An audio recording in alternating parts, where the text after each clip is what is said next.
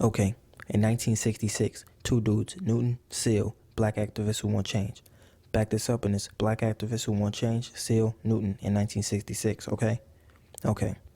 They formed the Panthers. Why? Is socialism, self-defense, self-empowerment, change. Back this up and you have change, self-empowerment, self-defense, socialism is why they formed the Panthers.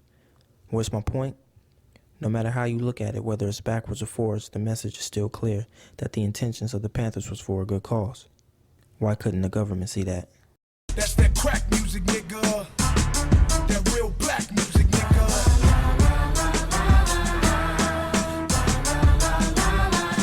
How we stop the Black Panthers? Ronald Reagan cooked up an answer. You hear that? What Gil Scott was hearing. In October of 1966 in Oakland, California, Huey Newton and Bobby Seale founded the Black Panther Party for self-defense. The Panthers practiced militant self-defense of minority communities against the U.S. government and fought to establish revolutionary socialism through mass organizing and community-based programs. The original members of the Panther Party were Huey Newton, Bobby Seale, Elbert Big Man Howard, Sherman Forte, Reggie Forte, and Little Bobby Hutton. The practices of the late Malcolm X were deeply rooted in the theoretical foundations of the Black Panther Party. Malcolm had represented both a militant revolutionary with the dignity and self-respect to stand up and fight to win equality for all oppressed minorities, while also being an outstanding role model, someone who sought to bring about a positive social service, something the Black Panthers would then take to new heights. The Panthers followed Malcolm's beliefs of international working class unity across the spectrum of color and gender, and thus united with various minority and white revolutionary groups. From the tenets of Maoism, they set the party as a vanguard of the revolution and worked to establish a united front, while from Marxism they addressed the capitalistic economic system, embraced the theory of dialectical materialism, and represented the need for all workers to forcefully take over the means of production. These type of practices were feared by the government. Why? In the early stages, the Panthers were looked at as another civil rights organization, not stirring up too much trouble. By 1966, 2 years into the Panthers' March for Change, they started to run into a little bit of resistance, more than usual, that they had faced. Why? The Black Panthers formed alliances with a lot of minority civil rights groups, not until the Panthers started teaming up with the whites, who were involved in groups such as the SNCC, SCLC, and Students for a Democratic Society. The government paid them no mind. The Panther Party's power is growing rapidly. They can have a radical effect on our society if they proceed. We have to take them out, says the government. Those niggers can't outthink us. We have to outthink them. Co-IntelPro. J. Edgar Hoover, fucking murderer, excuse me, was the leader of the FBI. He begun this little program called Co-IntelPro. Here's the sophisticated way to explain what it was. Co-IntelPro, counterintelligence program, to break up the spreading unity of revolutionary groups that had begun solidifying through the work and example of the Panthers. Now here's a straight-to-the-point definition for cats like us who get headaches when we hear shit like that. Co-IntelPro was basically designed for FBI agents to infiltrate the Panthers and start taking out the main people in the group to completely fuck the group off. April 6, 1968. Little Bobby Hutton. Doesn't he have just the cutest little face? Not anymore. Those fuckers went into his house, set the shit on fire, waited for him to run out, then they fucking shot him 10 times. Oh yeah. He was only 17 years old.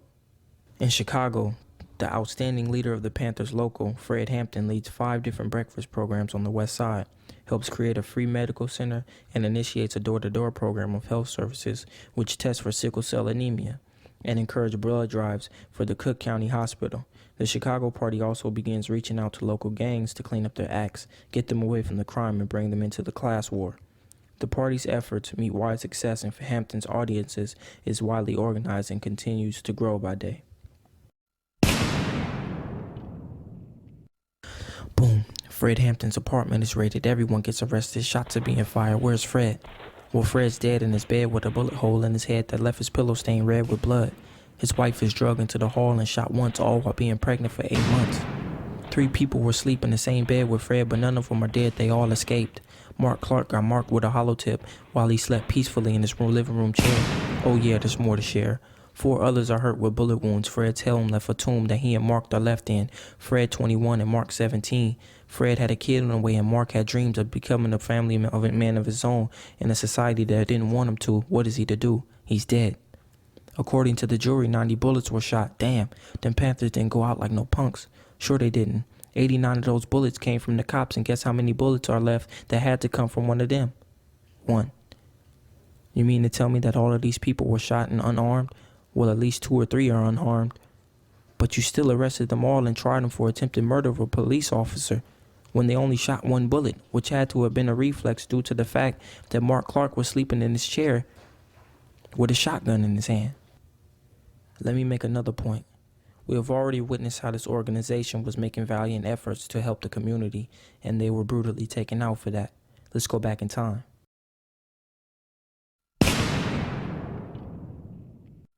You see this man? Yes, MLK began to change his views on nonviolence and began to make alliances with radical organizations. Soon after, he was taken out. See this man? Yeah, JFK. Yeah, he may have been fucking Marilyn Monroe, but he was starting to become widely recognized in the minority community as one of the only politicians in the U.S. sympathetic to the civil rights movement. He was soon after assassinated. Do you see a pattern? How is it that we can have people like Malcolm X, Martin Luther King, Mark Clark, Fred Hampton, and Bobby Hutton, even to a certain extent JFK's horny ass? How can we have people who express the importance of equality and rights that we have as human beings, and as soon as they get people to believe what they believe, which is against the typical American system, they're labeled, as Hoover would put it, the greatest threat to international society? So what they do to keep the equilibrium, they'll just go to the extent of murder to keep their way of life accustomed to them. Fuck us. We just have to let you guys run over us. But I thought this was a democracy where the people make the decisions. No? I'm not in America. This shit seems like imperialism. No? It don't? So you mean to say that if you stand up and resist to them, they won't start another version of Hoover's Co-IntelPro? To come and find you and your family and shoot you in the fucking head? No? Okay. You keep thinking that. It's sad that it actually scares people to the point where they don't say shit. Actually, let me take that back. It terrorizes people. There you go. Terrorism. Duh. Why didn't I say that a long time ago? The same thing these fuckers are fighting to end, they're doing right here at home to us. Wow. Think about that.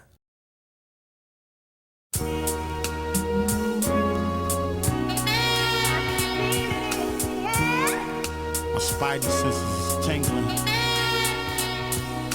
Feel something. Got my radars up.